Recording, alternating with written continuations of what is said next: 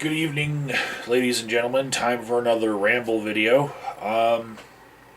Still on my mind is Planet Fitness. I went there again yesterday, and I enjoyed the recumbent bike and the treadmill as I watched the Rachel Maddow show, which I don't often watch, but it was the best out of all of the programming that was going on. I hate college football. I like the NFL football. And all that was on sports-wise was college ball. Upon leaving Planet Fitness, I did take a little census myself, my own eyes judging, and I realize that that's subjective, but there were 20 people in there, that much objective, right? Subjectively, though, I'm going to say 4 out of the 20 people there were in shape. All the rest of them pretty much they fit the demographic that Planet Fitness says that they are there to serve. And so that much of their marketing, I think, is working. I did hear another thing about Planet Fitness since last talking to you guys about this, and that was that Planet Fitness does not consider themselves to be a gym, rather a fitness center. And this goes again to the definitions game, and it's social justice warrior thing to, use the words that we tell you to use. Don't use the other words that we haven't accepted for you to use about us.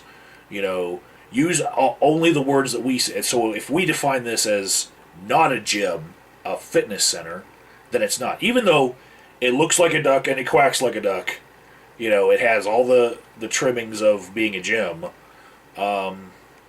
they consider it to not be one.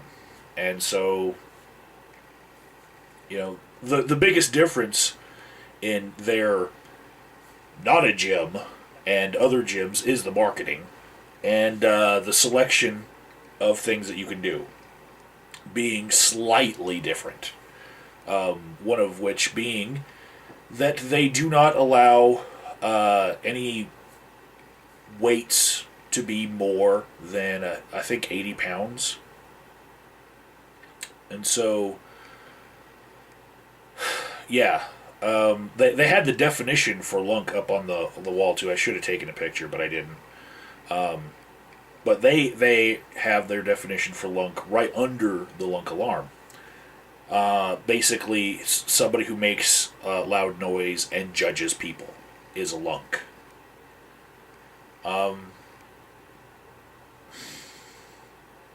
So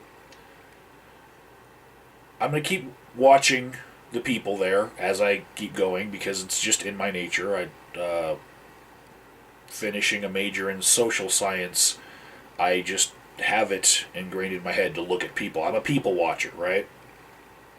But tomorrow, I'm going to make a point of trying to go during the Denver Broncos game. I'm in Denver, right? So there's a lot of Denver fans.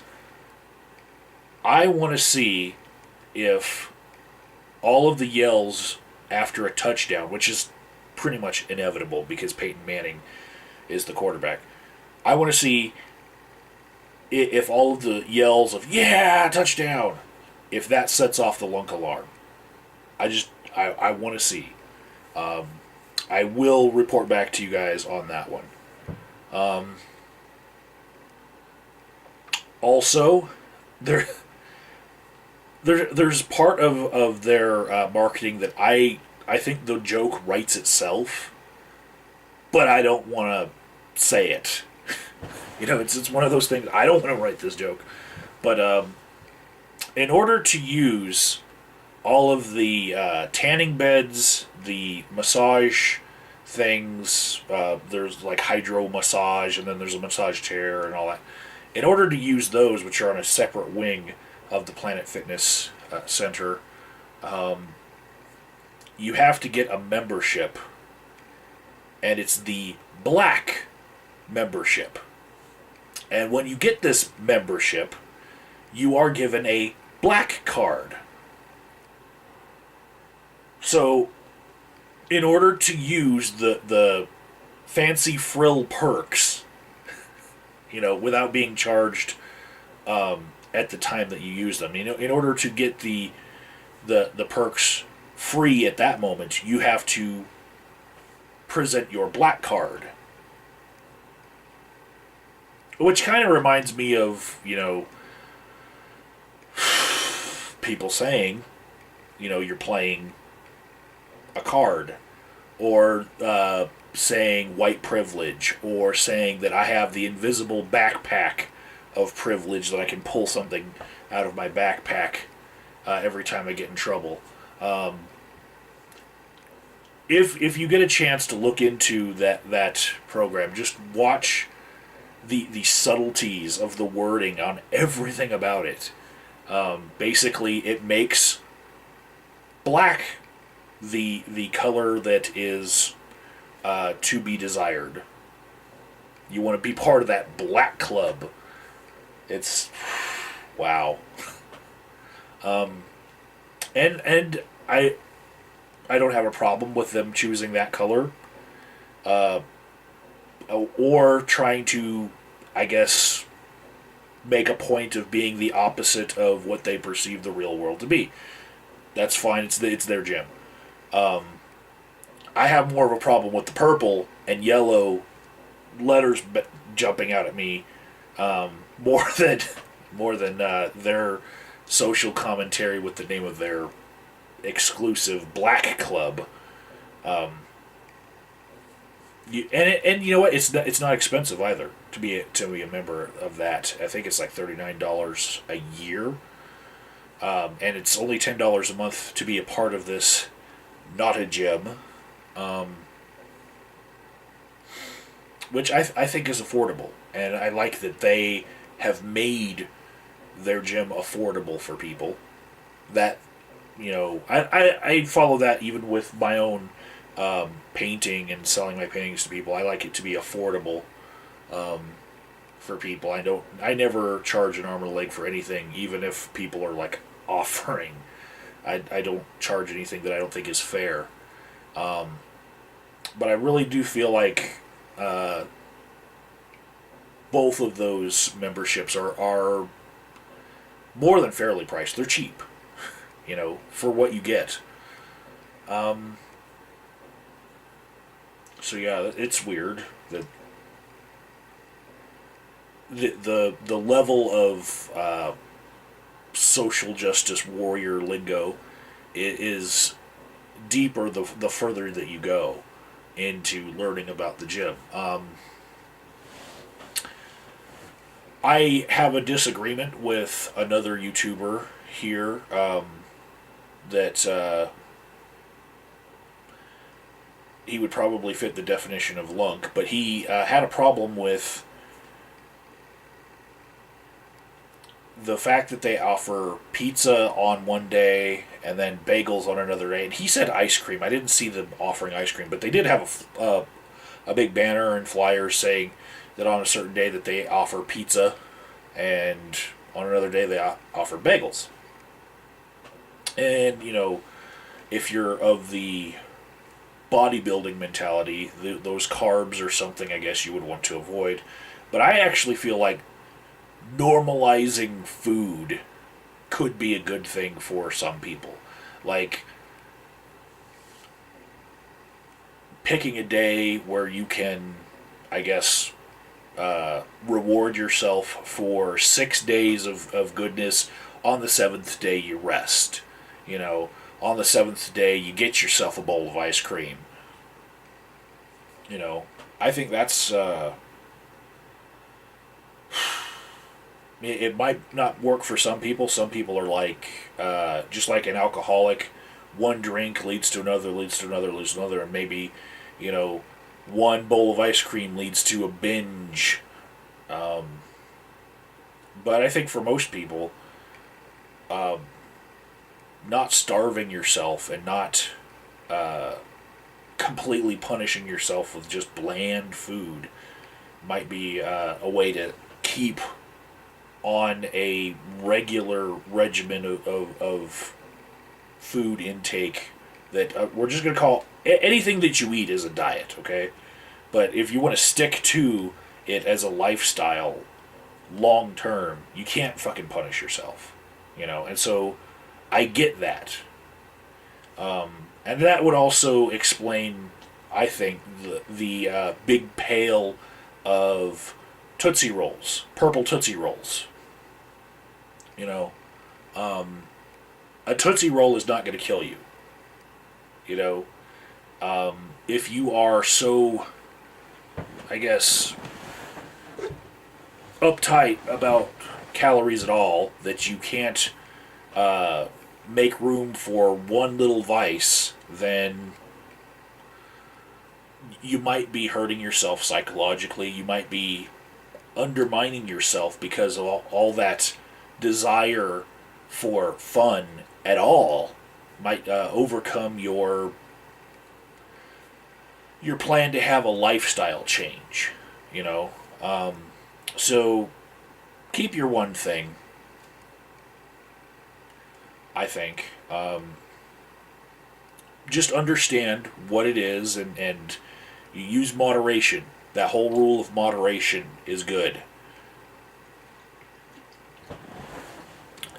Mountain Dew, 170 calories per can. It's a little less than Coca-Cola. But,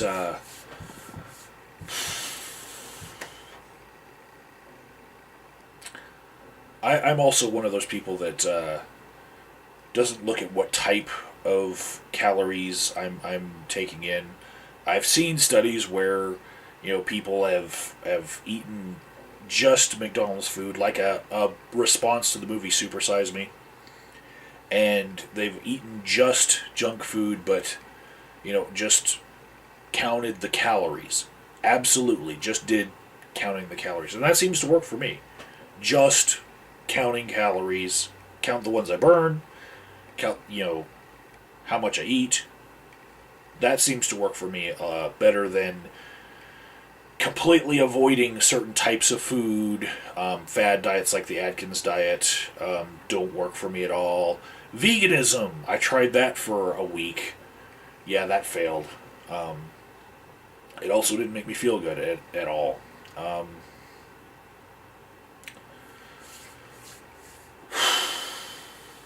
Now, to respond to Robert Wallace's videos, he excuses the marketing that Planet Fitness uses, the marketing that preys on human weakness. He says it's okay because, you know, other successful companies do that, and I feel that's like argumentum ad. Everyone else is doing it, so what does it matter? Or I don't know. Does everyone's mom not tell them, you know, at a certain time in their lives, oh, if all your friends are doing it, you can do it too? Well, if they all jumped off a cliff, would you do that? You know? Same lesson. Just because a lot of people are doing it, just because it's the popular thing to do, doesn't make it right. And I guess sometimes my principles about marketing just really are stronger than most. I have a stronger reaction to that. And it's getting worse as I get older. Today I just donated some product to a store that refurbishes computer parts, and I had some stuff around my office here, and I was like, I'm never going to use this again, you know. Things like memory sticks and a projector with a bulb on it and whatnot. I was like, I'm never going to get around to using those. So I gave them to this company. and stopped to get one power supply for a laptop from a girlfriend. But, you know, I have this thing in me to support small business. That it's a principle that's just getting worse and worse. And every time I find out that something that I thought was a small business is actually a chain, it kind of just like gnaws at me. I'm like, no, I like shopping small business. Um,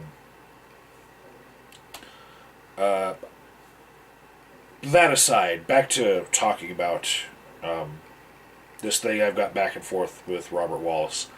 I still don't think that a gym is necessary. Um, I think that having an active lifestyle and not being sedentary is necessary to losing weight and keeping it off. Um, the points about the dangers of weightlifting that Robert Wallace brings up are something that I completely agree with. Um, I actually don't recommend weights or machines at all for anyone. Even those who think that they know how to use them. Um, I come from a background of fitness where your own body's resistance is enough for anything that you should want to achieve to get fit. Not to be a bodybuilder, but to get fit. All you need is push-ups, sit-ups, crunches, running, wind sprints. These are things that I did for years in the armed forces. These are things that I, as an Army brat, grew up watching people do. Um, and I know that the Army does have gyms on their facilities, on all of their installations. They have gyms, but you could never pack more than a company's worth of people into all of their gyms, and there are battalions worth of people on each installation. It's not that that they want every soldier to use them. It's that some soldiers do use them. It's the same as the MWR facility having a sound room for guitarists. Not everyone on the base needs one, but because soldiers live in barracks in close quarters, they can't be jamming out on their guitar and disturbing people. And there are some soldiers who would like to play very loud with an electric guitar, so they do offer that perk. Just like they have an auto shop too, it's like do it yourself, sign out the tools. Not everyone is a wrench turner, a grease monkey, especially not me. But it's there. I think that for the most part, if you were to read any Army physical fitness manual, you would see a huge lack of weights or any sort of outside assistance at all in this Army physical fitness manual. You might see some paired resistance training where you would have a stretch, like your arms pulled behind your back and somebody else is pulling. You might see some of that. Somebody holding your feet while you're doing sit-ups. But for the most part, all you need is a mat. You need to dress for the weather. You need running shoes. That's what you need for physical fitness. And if it were a thing where weights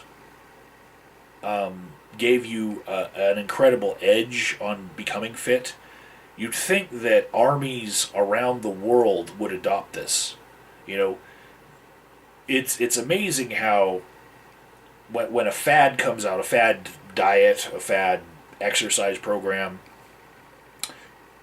it'll make these awesome claims, and a lot of these claims actually get tested by soldiers, debunked in videos that are put on YouTube, and people still buy them when they can see the proof in the pudding that the most fit people on the earth are not using these products. I'd say the one fad, and I'm just calling it a fad as my perspective. The one fad that is taking off in the Army right now would be the P90X program,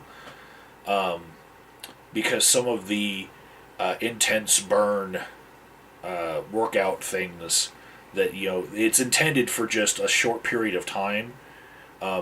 I think the soldiers that I still know, and the veterans that I know, they recognize that as being really intense workouts, but they're still not using it the way that it's prescribed by the P90X people. They're saying, oh, well, you can get your exercise done in 15 minutes or 30 minutes, and it's the same burning workouts are being taken to like the 2 hour mark for those that I know that do them. And there are small weights in that.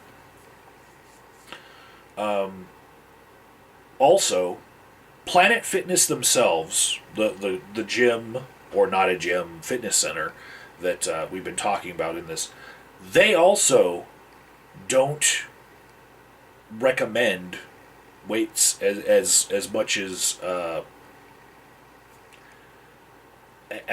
gym or a personal trainer somewhere else might recommend. Planet Fitness themselves, they're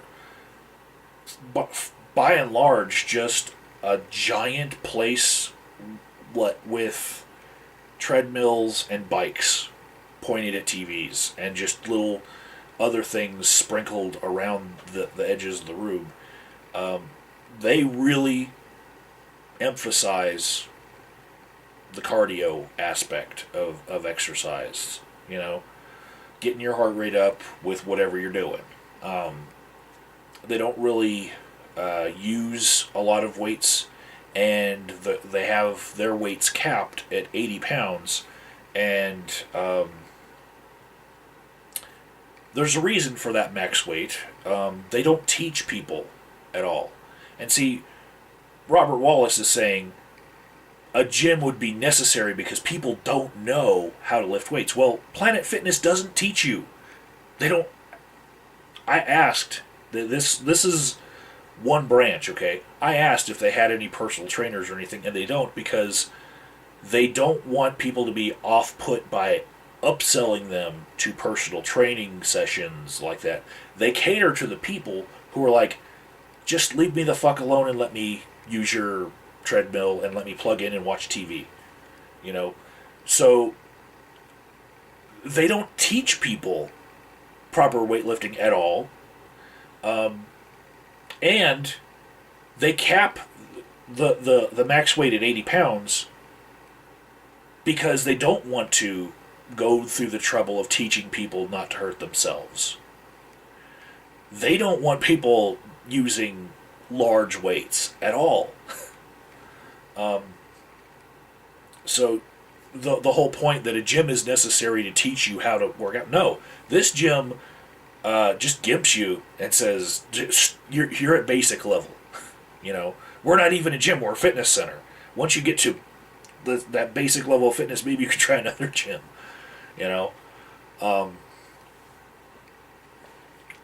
Personal trainers are not synonymous with any gym membership at any gym. Especially gyms that market to introverted people and provide things to reduce human interaction at all, and actually will stigmatize people who will give unwanted tips and call them lunks. People who would say, this is how you should do that. No, you go to Planet Fitness and most people are plugged into that headphone system and they're like watching the TV, and they don't want anything. They don't want any interaction. For the most part, the 3 or 4 people that are employed there, that you can see, they're all behind the counter. They don't go out and help people at all. And there's nothing written anywhere that would teach you how to use most any of the equipment. It's kind of, I guess, just intuitive. You're supposed to just know. And if you don't know, go read a book somewhere else. Um, there aren't anything except for, mind you, they have this 12-minute ab thing. It's a circuit training thing, and they want people to go through this circuit. It's one little section. It's a couple machines. You know, I haven't done that yet. I might get around to trying that, just to see if I can do it all in 12 minutes and read the instructions. But even then, their prescribed machines don't have a lot of weight on them at all because they don't want to teach people at all. They make it a completely safe for them legally place to be.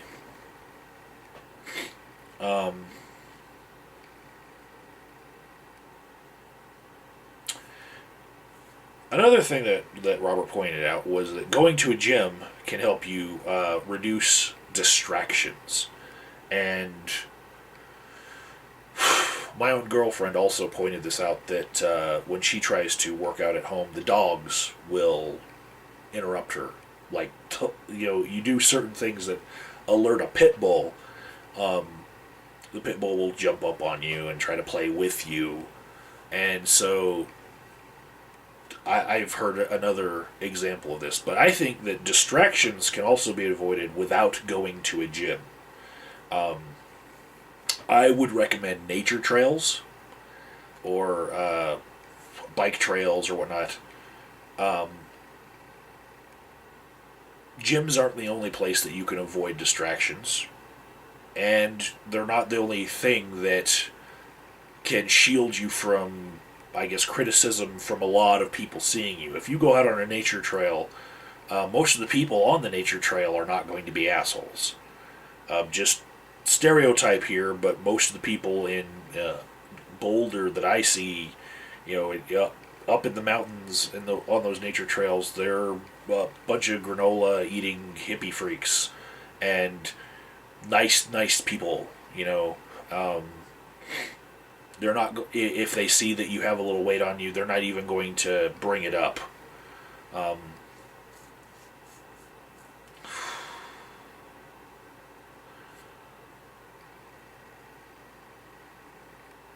Let's see, what else did he say?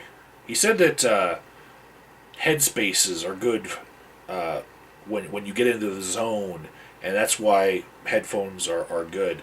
That can be true, especially when music that is inspiring can get you to push a little bit farther. I used to listen to heavy metal music when I worked out. Now I just watch whatever's on the TVs because it's there, and I do get into a little bit of headspace. But see, I'm going to argue that headspaces are good in moderation, and interaction with actual human beings is also a good thing. Group or paired resistance training can be awesome. Sports like racquetball that I've seen in certain large gyms and sports complexes. Racquetball, it's a two-person game. You could throw the ball back to yourself and bounce it off the wall. This is not going to give you anything. Racquetball, that will burn your calories. I suck at racquetball. Anybody can beat me at racquetball. And when I try to play racquetball, holy shit. Even for sucking and losing the game, I get just covered in sweat.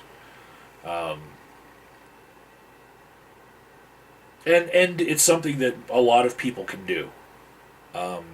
It's not something that is exclusive to just jocks. And you get to choose who your opponent is, or your friend, your buddy that you're playing with. Interesting thing that my girlfriend noticed at Planet Fitness. Even though they've created this judgment-free zone. Most all of the people that go are paired up with somebody that they came with. They come in pairs. They have somebody there to support them. So even though this place markets themselves as the judgment-free zone, it still takes bringing another person for a lot of people to even show up. You know, like, as much as they want to make it a place where people don't need to bring their own backup, you know, as much as they want to make it an inviting place to be, the type of people that they're marketing to still bring backup, you know. And I think it's great that they can find at least one person to work out with. I would improve upon the Planet Fitness model by creating meetup groups for it. And by doing little interactions with people, making certain days for certain things, events, for those people who are not complete isolationist workout people. You know, I'm not saying that they should force everyone to do it, but there should be, given the demographics that they're targeting here, there should be quite a few of them that are just left out. And this is why I don't really agree with the exclusion of the lunk, or even, demonizing or creating the other group of lunk. I think of people, every person that you interact with as being a possible friend, right? And if you don't make a friend when you meet someone, then a failing happens somewhere. And sometimes someone is an asshole. I'll give you that. But a lot of times, misunderstandings are what keep people from making a new friend. Like somebody trying to help someone by giving them advice, and the person who's on the receiving end rejecting it because it's unwanted, because of whatever reason. Like, they don't want to have people talk to them at all because they're so sensitive about their own body. They don't want people even noticing that they have a body at all, So, it's not judging sometimes. It's actually somebody trying to help and not being good at it. And I would improve on the Planet Fitness model by teaching people how to interact, And it would be a hard thing to do as far as integrating it into their gym right now, because, frankly, their business model is working to make money the way that it is. And it would take more of a commitment to service to the customer than it would money making. But let's suppose that they had a channel out of all of the channels that are up there, and that channel was devoted to their own in-network CCTV style thing, where they had a recorded 1 hour thing that taught people social skills at a gym, and taught people that, it's okay to get advice from people, and just worked on people not hating other people for certain things. Worked on not making cliques and not making other people feel outside of your group, including people in your group. And this is why I think that activities, where people are invited to join other people that are complete strangers, might be good for a lot of people going there. They're not signing up for that. I think when people give this gym a try, or this not gym, this fitness center a try, um, if they go for just the 30-day trial or whatnot, and then they see how it can be that they can just work out completely absent of human interaction, that's probably what's selling the gym. And I don't know that that's what's best for people, for people's mental health, you know, to keep all of the pain of not being able to interact with people, you know, and not work on that aspect of why things got this bad. You know, not work on the aspect of, you know, it can be helpful to your lifestyle change if you have friends that will be conducive to that lifestyle that you want to get into, you know. And if you see this muscle bound person, maybe not the muscle bound person, but you see a fit person, right? And you want to be fit, you should maybe surround yourself with people who also have that goal and seem better at maintaining it. You know, you look to go surround yourself with the kind of people that you want to be like.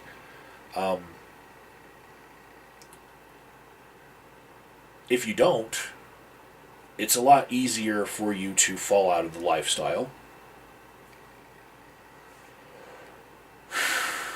And I would just, I would improve Planet Fitness in that respect. I also have a crazy idea about gyms in general, that I think that they should make a form of a popular video game like World of Warcraft, where in order to get the magic points or movement points in the game that you want to get, you have to work out a certain amount of times and maybe stick in a membership card in the machines that will put credits for movement points on the machine, so that you know that even everyone else who's playing the game, they had to work out in order to make the moves that they made in that game. And I think that making a multiplayer video game like that might get some of those sedentary people who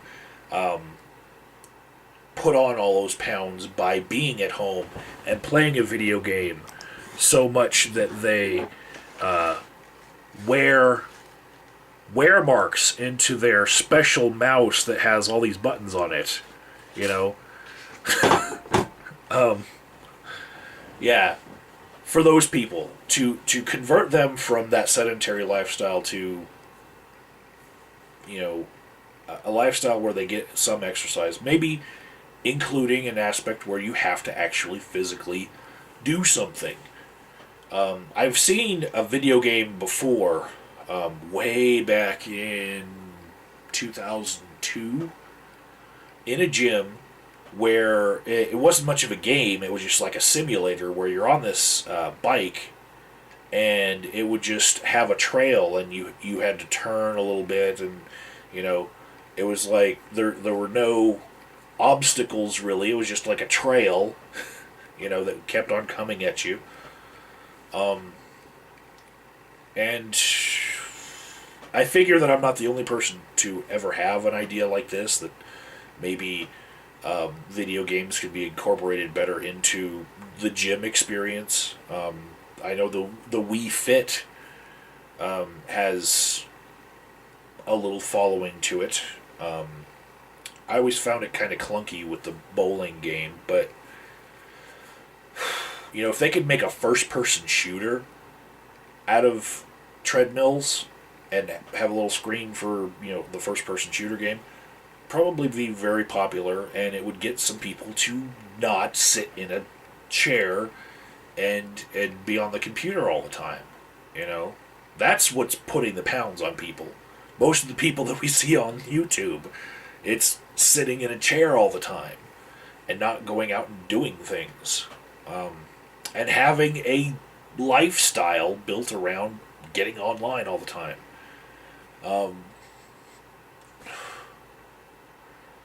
I guess the last thing I want to say to Robert is what I meant by alluding to demons not being cured by losing the weight. I didn't mean anything about being a binge eater or anything like that. Or what I meant is if there's someone who bullies you into capitulating for anything, working out, grooming a certain way, cutting your hair, whatnot, after you do the thing that they want you to do, you don't feel any better about the means in which they use to pressure you. Okay? Fixing the problem by addressing what their concerns isn't going to make you feel any less bad about the fact that they were an asshole to you. You know, and that pain, unaddressed inside of you, you know, it can be hurtful for years after you've actually done what they wanted you to do or became what they wanted you to conform to. Yeah, losing weight doesn't make you feel better about the assholes that treated you badly when you were heavy. It might help you encounter one less type of asshole later in life, but it's not going to make you feel better about the things that have already happened to you. And for those people who this is one kind of heavy person that I've encountered in my dealings at work. If you ever go to a certain hospital in the area where I live, there is a certain floor where there are bariatric patients, and there are also anorexic patients on the same floor. And a lot of them are that way because they were abused in some way, and once they fix the physical aspects of it, and they stop doing those things, if they don't address the reasons that they felt bad in the first place, they're not going to feel better. You know, just doing the physical aspect of it doesn't fix the whole problem. You need to dig deeper than just the superficial little things that can be ironed out with a treadmill, you know. And a big part of that is human interaction. You know, talking it out with people. And if you aren't working on human interaction at all, you know, you're going to be gimped in that other aspect of making yourself better.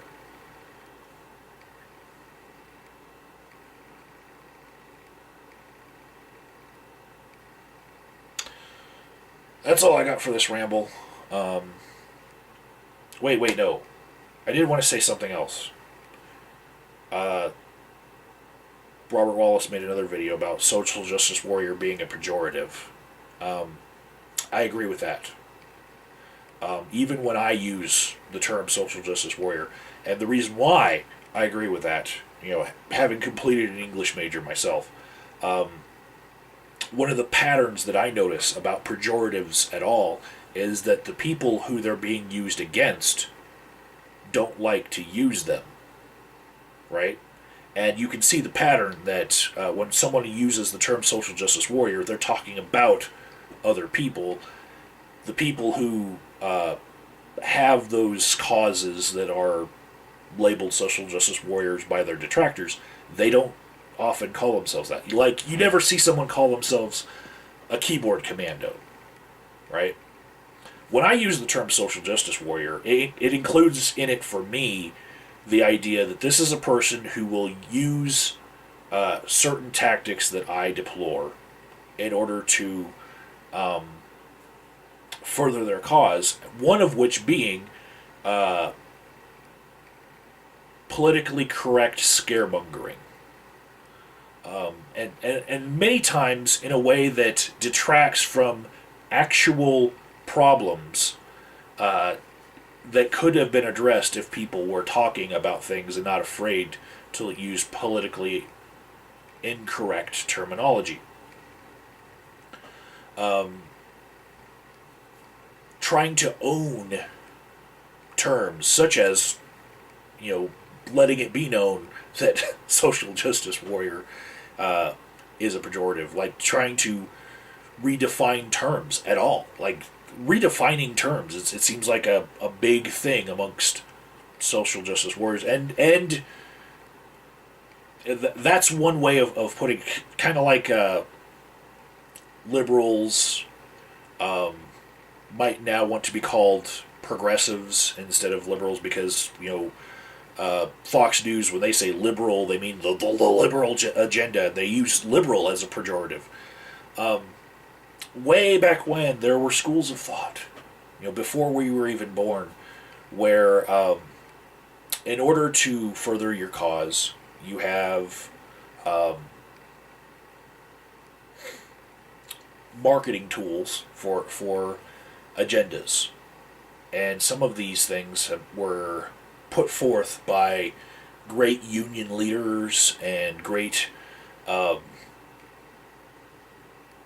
capitalist pigs, great Democrats and Republicans. They would put forth their manifestos, and some of these things that they go through different names for what they are throughout history. Some of these things are basically, you need to control the public image, and that's the most important thing.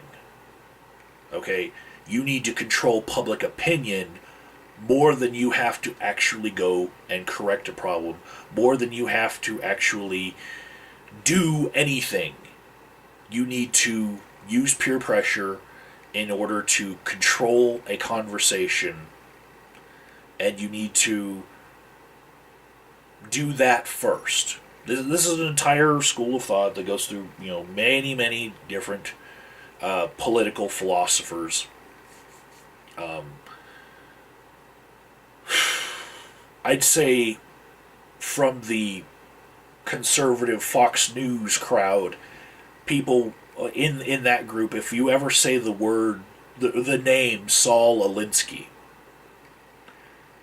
that and then use social justice warriorism, the term that's used like the last couple of years, this mindset of controlling the way that people speak in order to get your agenda put forth, rather than actually introducing bills for legislation, rather than trying to understand the other side, to create a culture where if somebody tries to express a differing opinion, they are shot down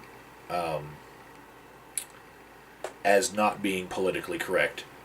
What politically correct was a term that was actually coined by George Bush, and then it was used by him, and then after that 5,000 times a year you'd see it in the USA Today.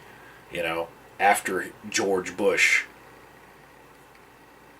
made that speech where it just took off. Even that term doesn't really encompass all that I'm trying to get forth here, because this is a long history of this idea that controlling the conversation and how people speak is more important than actual action. This idea is what I don't like, I like people who actually do things rather than, try to control people by peer pressure, right? By words and stuff. So when I say social justice warrior, it actually has some of that weight in it. But moreover, I agree with the idea that it is a pejorative because the people who it's being used to describe would not use that term on themselves. Okay? They don't like the term. It's pejorative. And that is all I have to say for the day. Links below to videos that add to the context of this one.